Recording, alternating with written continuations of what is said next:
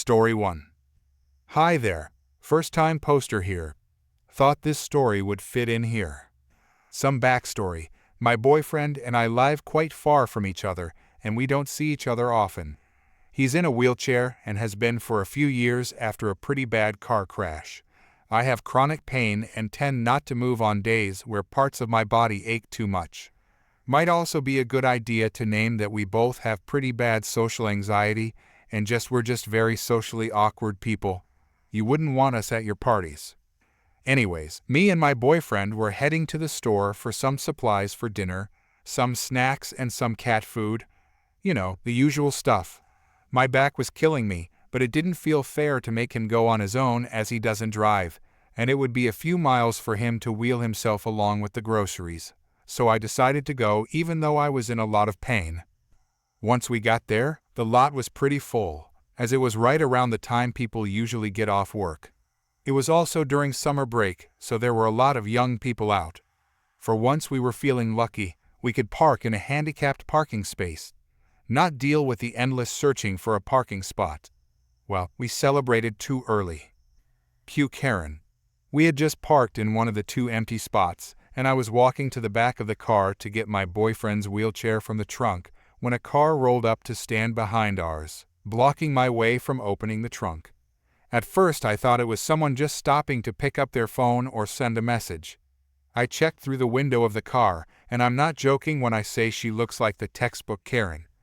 40-something old, short blonde hair, extremely visible tan lines, and of course, the classic frown. She got out of her car and instantly walked up to me with clenched fists. She raised her arm and just pointed at me like an inch from my face. She was staring at me like I was an original Picasso painting or something. I probably looked very intimidated and confused, because that was the emotions I was feeling at the time. Karen tells me, "You can't park there, disabled people only." Oh, my boyfriend's disabled. He's in the passenger seat. I'm trying to get his wheelchair from the trunk. Could you move your car, please? Do you have proof? My daughter has autism and she needs this spot. Like I said, his wheelchair is in the trunk. You can see when I take it out if you can move your car. As I previously mentioned, it was one out of two spots right next to each other, so I was confused as to why she didn't just park in the one right next to us. I motioned my finger to the other spot and asked if she could park there. But she just glared at me as if I had just insulted her mother. I know that one's not taken. I didn't ask. But you need to prove he's disabled. Karen was being pretty loud, so my boyfriend heard her from the front seat and decided to open the door to see what was going on. I kid you not, when Karen saw him she gasped loudly and started yelling as if someone had cut her. It was by far the biggest reaction I've ever seen from a stranger before. "He's not disabled, he looks normal, you're a filthy liar." What do you mean? Do all people with a handicap look the same to you? I started to get really upset, but I tried to keep my cool, although my entire body was shaking with anger. I felt that if I didn't get out of there soon, I was going to have a panic attack. My boyfriend seemed to catch on to what was going on, and he called her to the front so he could speak with them. I had to step away for a bit to cool off, and I had a quick smoke. He later told me he showed her his amputated leg and told her the other one is just as bad. He explained that for several years he hadn't been able to feel anything from the waist down, and that he indeed needed that space. She soon got in her car and backed off a bit, and I went back to the car to proceed with the trunk when my boyfriend called for me and said, "She said that she just got her driver's license and that she's still not comfortable parking next to other cars. That's why she threw a fit." I told her we could move out for a second to give her time to park.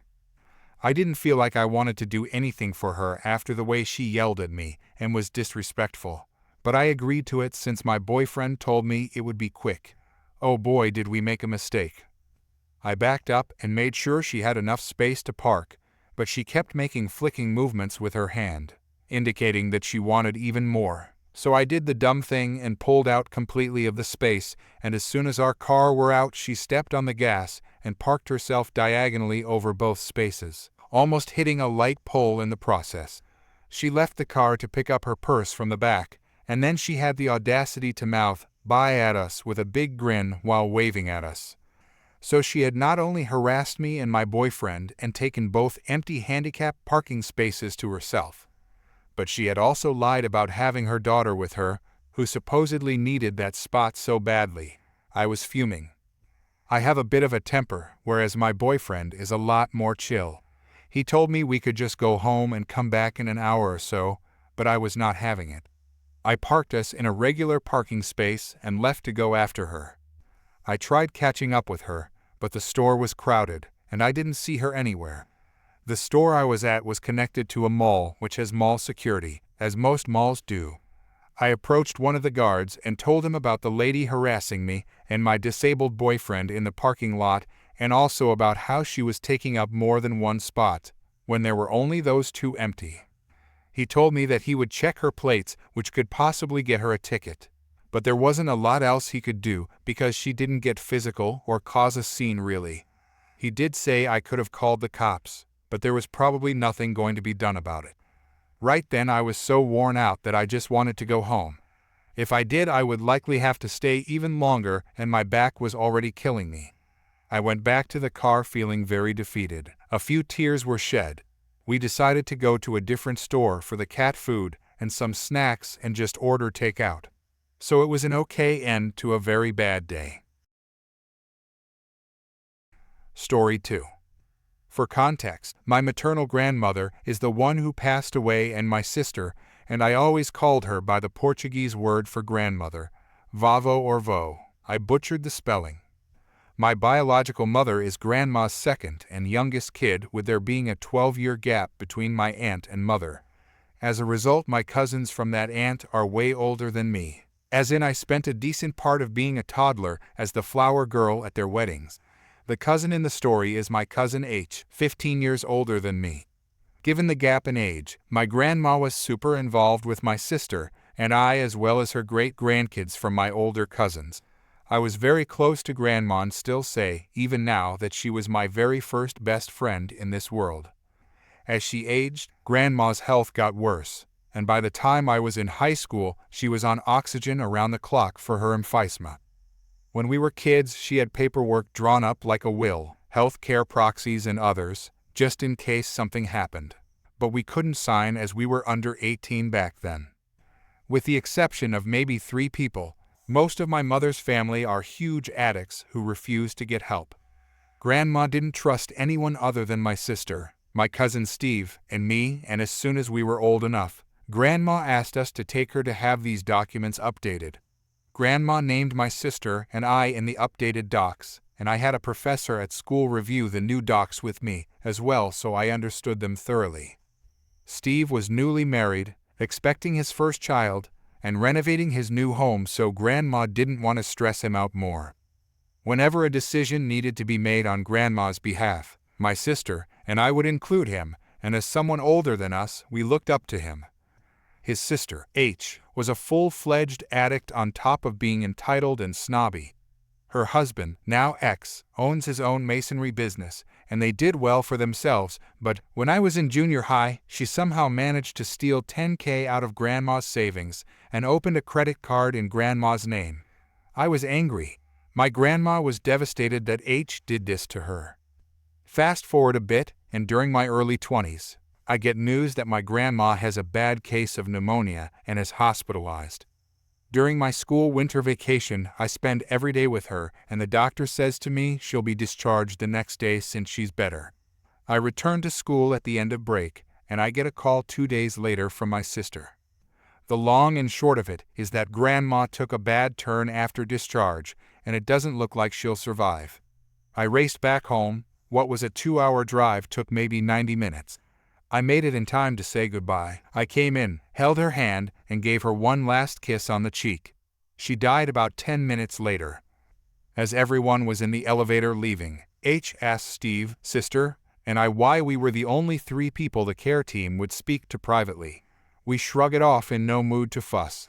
Sis and I get to work arranging the details of the funeral wake. Grandma's church has a beautiful memorial for her, and after we get back to my sister's house, H starts her nonsense again. She had been snooping and learned that Sis and I were named as the Proxapoa, with me as the primary. I confirmed that to H, and she also reads something about the will, and that I was the executor. She starts her entitled Karen act when I confirm the will is correct. She asks me, "Why you of all people? You're just a kid." I'm 22, not 5. She picked me because she doesn't trust most of the family. Whatever, just give me what Grandma left me and I'll go. And I'll take whatever she left for my kids too. Info: H has 2 kids named Courtney and Cody. My sister, Courtney, and I were left a necklace and ring each and a little money. Cody got roughly 9-10K as he didn't get much in the way of items passed down. Grandma didn't think he'd wear women's jewelry. However, she also gave me her old engagement ring to hold until one of you kids gets engaged and wants it. What are you on about? Give me my money and my kids' stuff. I can't. Why? Well, if you'd read the whole will, you'd know that you didn't get anything. Why? Because Grandma said you already got yours when you stole her identity and retirement savings. Whatever, give me the stuff for my kids then. I can't. Grandma had me promise not to give anything to anyone other than the people listed. I can't give you my sister's inheritance for you to give to her. It goes directly to her. Guys, H is near 40 and throws a tantrum in the driveway and calls the cops on me. She tried saying I stole everything and assaulted her. It backfired on her. Cops ran all our info and H had bench warrants in 3 states. I just can't. She also wanted me to pay her bail. I told her to pound sand. Edit. This all took place a few years ago, and I ran into my old teacher who knew the situation as she was friends with my grandma since they were little girls. I was reminded of this situation when Grandma's friend and I had coffee together after running into each other. Story 3. For context, I'm 17 years old, and this had just happened during my spring break from school. This year, my school had decided to schedule our spring break a few weeks later than usual. Originally, I thought this would be a bit annoying, considering the fact that in prior years, our spring break was typically at the beginning of March. However, this year, my school decided to schedule it at the end of March. Because of this, my spring break ended up falling during the week of my birthday. Since it was my final high school spring break and it coincided with my birthday, my parents let me decide where we would go for a nice vacation. I decided that I wanted to go to Colorado for skiing, due to it being near the end of the season, which meant fewer lines for the ski lifts, though there would be less snow. I also invited 2 of my friends to come along so we could all spend our last high school spring break together. Fortunately for me, the week we went to the lovely resort known as Beaver Creek, it had snowed almost 6 to 8 inches the night before our first day of skiing. My friends and I were super excited to start skiing, and were overall having a great time until we encountered an unfortunate situation where we found ourselves face to face with a rude and entitled man, the male equivalent of a Karen. We were just about to head up a ski lift when we met a 74-year-old snowboarder in the single-rider line. He asked if he could ride with us on the lift, and we said sure, considering it was me and my 2 friends, and it was a 4-person lift. I also noticed that the 74-year-old had a cool European accent, possibly of German or Austrian descent. Then, out of nowhere, this rude man stormed over and got in the older gentleman's face. What followed was a ridiculous confrontation that left us all stunned. Here's how the conversation went down between the angry man and the 74-year-old snowboarder. Angry man: "Hey man, are you really not going to say anything?" 74-year-old: "Excuse me?" Angry man: "You just ran over the top of my skis with your snowboard and aren't even apologizing." 74-year-old: "Oh, that's my bad. I didn't notice that I had, but if I did, I apologize." Angry man: "Yeah, man, it is your bad." At this point, I hadn't said anything because I thought the middle-aged guy was just joking. But then he actually put his hands on the 74-year-old and pushed him to the ground. That's when I realized this guy wasn't kidding and was completely serious. Me. Whoa, whoa, whoa, dude, you can't do that. Angry man. Why not? He's the one who ran over my skis. Me? I don't care what he did. You have no right to talk to him like that, let alone lay your hands on him. Once I started raising my voice at the man, many people in line began to speak up as well, berating him and calling him all sorts of things, some of which I'm not even sure are appropriate to say here, to be honest. I don't know what happened to him after that because our lift had arrived, and my friends, the 74-year-old, and I hopped on. However, I do hope someone in that line gave him a reality check, because my friends and I waited at the top of the lift for him, but we never saw him come up. As for the 74-year-old snowboarder, it turned out he was incredibly laid back and friendly. The entire way up the lift, he told us some wild stories about his life.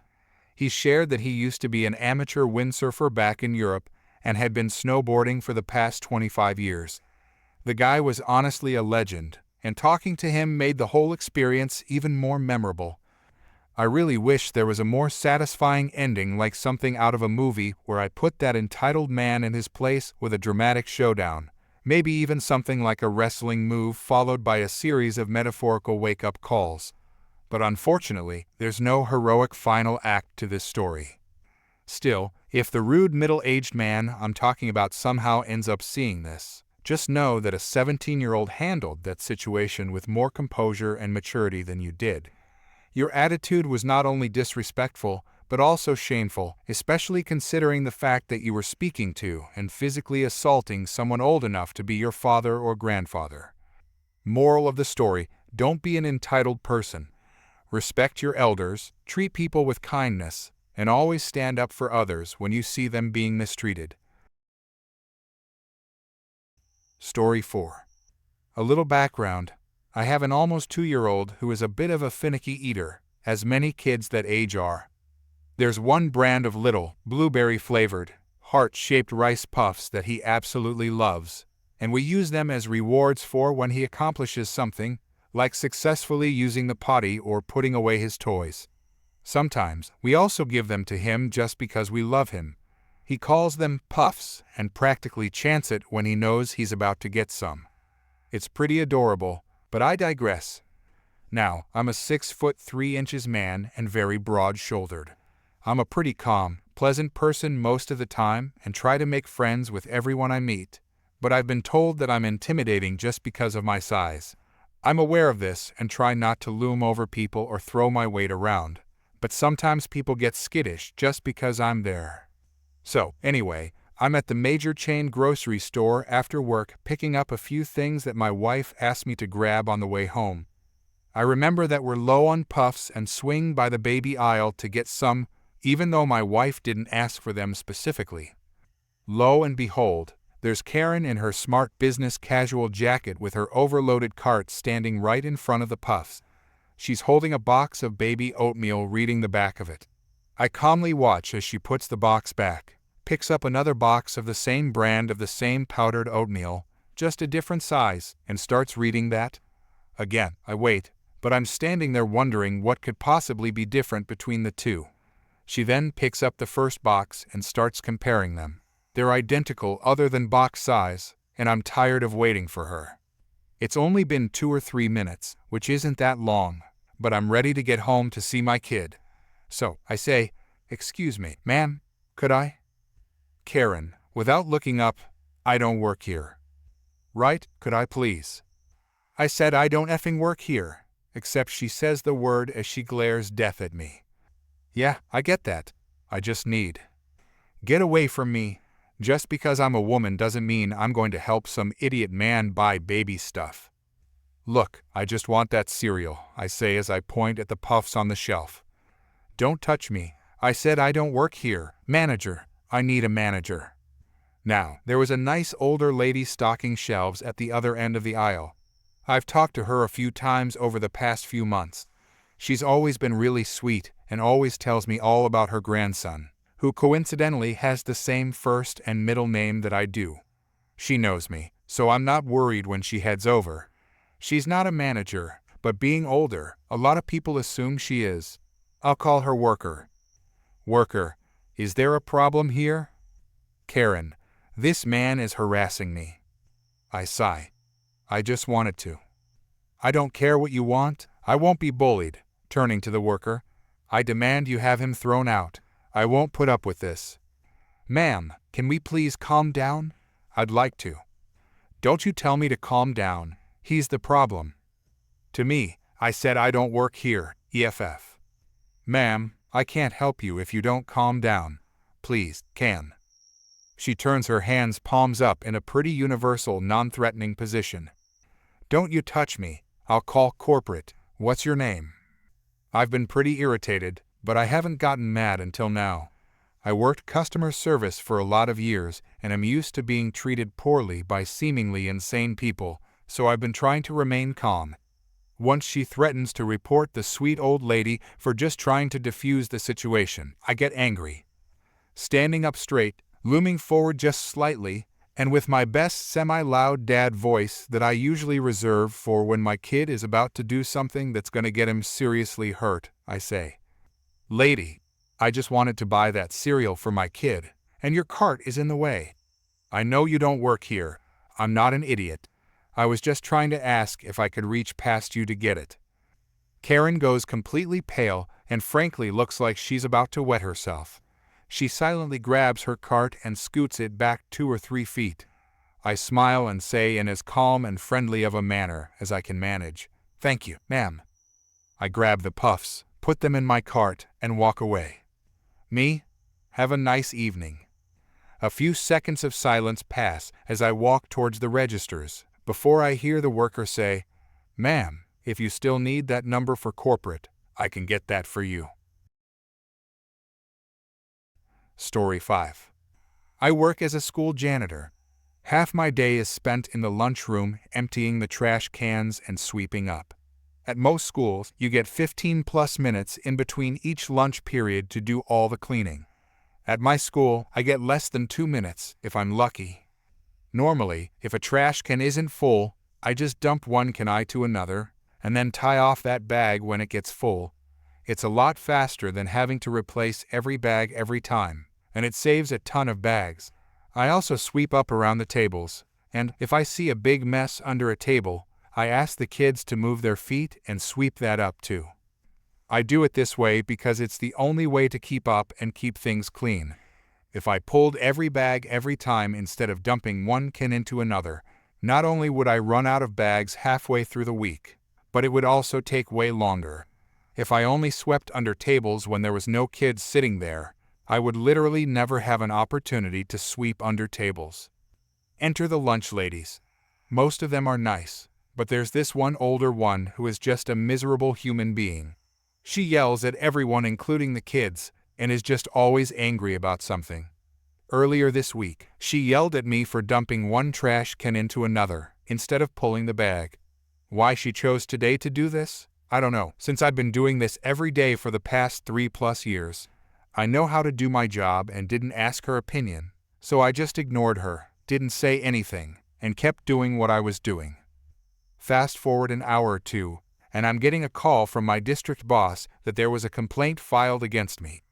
The lunch ladies are saying they don't like that I dump cans instead of pulling bags, and they don't like that I sweep under the kids' feet.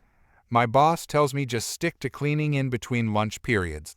I try to explain that that's literally a period of less than 2 minutes, and isn't even a fifth of the amount of time I'd need to do it that way. He says just do it anyway to keep the lunch ladies happy. He's a good dude, but he's just trying to squash complaints and keep them from going further. He says from now on, I'm only to empty trash or sweep the floors in between lunches, where there's not students in the cafeteria, and also I'm to pull the bags every time. No more dumping cans. Cue malicious compliance. Starting then, I only cleaned in between lunches when there was no kids.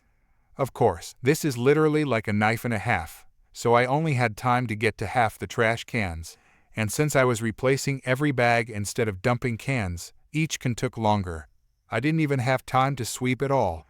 The trash cans I couldn't get to would fill up and overflow, and the kids don't care and just keep piling trash on top. The floor got more and more covered in trash, since I didn't have time to sweep at all. I did this for the rest of the week. The same bitchy lunch lady tried to scream at me to go empty the trash when I was standing there on Tuesday. But I explained, I was told by my boss that you guys didn't like me sweeping or emptying trash around the kids. So now I'm only allowed to do that when the cafeteria is empty. I'd love to go get that trash can, but there's kids eating lunch right now, so I'm not allowed. She tried to argue, but I just told her I'm following direct and explicit orders from my boss. There was nothing she could do. When the final lunch ended, I cleaned as much as I could before 2 p.m. and then stopped, as that was my lunch time and the union requires that we take our lunches at our allotted times. It's non-optional and zero tolerance for deviation. And after my lunch, I have to go clean classrooms since school is out, and classrooms take priority over the cafeteria. End result: the cafeteria never got fully cleaned. When the lunch ladies came in Monday and found it still half filthy, they went through the roof and complained to my boss. He called me and I explained that I was just follow orders, and the lunch ladies were the ones who asked I do things this way. Suffice it to say, I was told to go back to doing it however I thought was best. You want to stick your nose in my business and tell me how to do my job. See how that turns out. Oh, and also since then, I spent the rest of the week calling them out on all the things they were doing wrong. Previously, I just kept my mouth shut and minded my business. But now we're doing this the way you wanted. Door propped open because it's incredibly hot in the kitchen and you need the airflow. Sorry, that's a security issue. Doors cannot be propped open. Greasy wax paper in the cardboard recycling? Sorry, that can't go in there. Normally I just grab it as I see it, but now? I waited till the end of the day and then tell them. They had to pick it all out by hand. You guys like having the radio playing in the kitchen? Sorry, not allowed.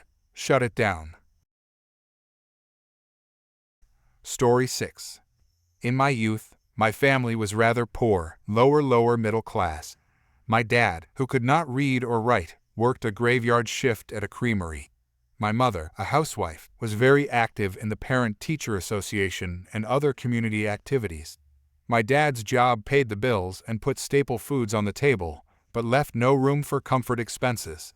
As soon as I was old enough, I got a paper route. The monthly funds went towards padding our family budget. One simple joy we took pleasure in was once a month, we would splurge on a quiet salad and pizza dinner at the local Pizza Hut. This story takes place 1987 to 1988 there-ish. I was about 14 at the time. We arrived one Sunday afternoon at the local pizza parlor. We went in, we sat down at our regular table, and we waited for the waitress to come take our order. We talked. We waited. We cracked jokes and waited some more. We started to realize something was not quite right after 10-15 minutes. We had heard the phone ring a few times, but other than that, there was none of the usual sounds of bustling workers in the kitchen area. Curious, I slid out of the bench and approached the cashier's counter. Looking around in the back area, I could not see a living soul. "Hello?" I called out. Nothing. "Anybody back there?" Again, no response. Now I was feeling that distinct edgy feeling one gets while watching a horror movie. I returned to my parents and informed them what I had discovered, or should say, lack of discovery. "Check the restrooms?" my dad suggested. My mom agreed. She checked the women's room while Dad checked the men's. No one. Now we were all very concerned, and more than a little frightened. We had heard on TV and in newspaper stories how sometimes a robbery goes bad, and it was only discovered when employee bodies were found. "Call the police?" Mom suggested, pointing at the phone on the wall, which chose that very moment to ring out loud, making all of us jump in fright. "The freezer," I said over the ringing phone. "What?" Mom asked. "The freezer. In horror movies, that's where the bodies are always at, right?" "I'll look," I said. "No, you will not," my mom responded with authority. "Your father will check it." My beloved father, the man I admired most in the world, pointed at me and said, "He runs faster." In the end, I did indeed go behind the counter, by the simple fact my parents were too busy arguing over who would go check in the back to notice me walking off. First, I armed myself with an impressively large and surprisingly sharp round pizza cutter sitting on a counter. Next, I checked the entirety of the back area. The back door was locked from the inside. Then I checked the manager's office cubicle. Finally, I approached the freezer. I knew what I was going to find. I've seen this scene in plenty of movies. By this point, both my parents noticed my absence and had joined me, staring at the freezer door with morbid anticipation. I grabbed the handle, pulled, and threw the door open. And sure enough, there staring back at us was boxes of pizza-making supplies. But no bodies. What? I was, truth to tell, morbidly disappointed. Nobody. No bodies. Nothing. No workers. We were the only ones in the pizza parlor. "Hello," came a call from the front. I'm pretty sure if a little more effort had been put into the jump scare, we would have hit our heads on the ceiling. Quickly, we approached the front. I recall my heart racing a mile thinking an employee had arrived, only to find a middle-aged gentleman waiting along with his wife by the "Wait to be seated" sign. "Oh, there you are," he said. "We would like a table for two." "I'm sorry, sir," my mother replied. "We don't work here." "Okay, but we want a table for two." "There is nobody here. We checked." Mom explained. "Yes, I can see the place is empty. So can we have a table in the back?" the man pressed. "We don't work here. As far as we can tell, there is nobody here that's supposed to be here." Mom further elaborated. "So where can we sit?" "Oh, just find a place to park your butts. The place is empty." My dad butted in. My father, bluntly honest and always absurdly practical. "Honey, just call the police. Let them know what we found." With that decided, my dad scuttled off to the salad bar. Let it be known, my father was never one to let an opportunity for a meal go to waste. It took over an hour for a police officer to arrive. The reason it took so long, as the officer would explain later, was that dispatch had downgraded our call to non-emergency status. During the wait, however, we had to deal with a few things. "Waiter, we would like menus, please." My dad, being the helpful sort, with a decidedly odd sense of humor, gave the couple menus. "One sweet tea, and one unsweet with lemon, please." I was already hitting the fountain drink machine. It was there. And Mom had found the coffee supplies, so I brought them their drinks. "We would like 2 dinner salads and a large pepperoni pizza." Dad pointed to the plates by the salad bar and told them, "Might be a few minutes on the pizza. Gotta wait for an employee to show up first. But go ahead and eat as much salad as you want." Then, one of the nearby churches let out. "Hello, there are 4 of us." Hi? We got 2 more coming."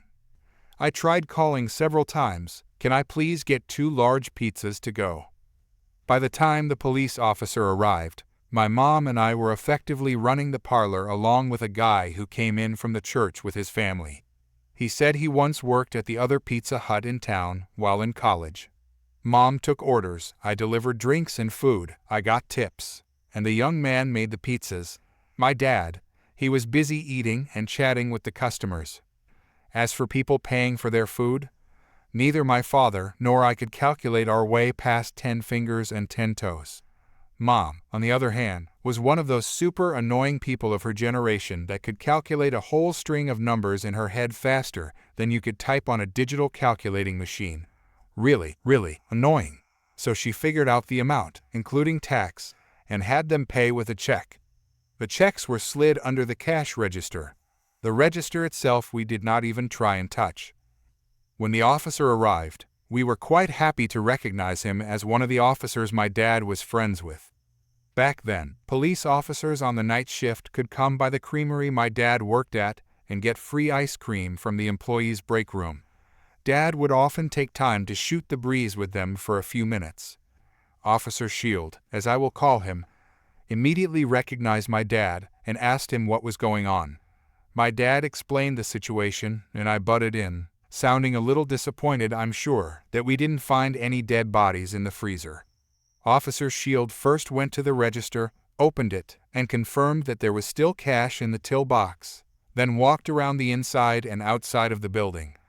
No signs whatsoever of any kind of disturbance. He called it in and waited for orders from higher up. In the meantime, never let it be said a police officer is willing to pass up an opportunity for free food. 20 or 30 minutes later, I can't recall, but eventually he got a call back telling him to lock up the place.